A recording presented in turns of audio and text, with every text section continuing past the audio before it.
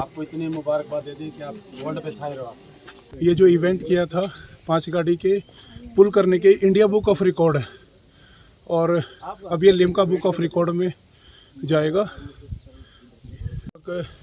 India book of record, Asia book of record, Cosmos, world book of record, world book of record London.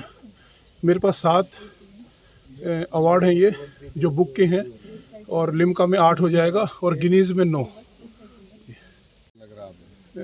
मैं already JJ2 university का student हूँ और already से काफ़ी time से जुड़ा हुआ हूँ, तो मुझे बहुत ही अच्छा और प्रशासन काफ़ी अच्छा है, यहाँ के टीचर भी काफ़ी सपोर्टिव है।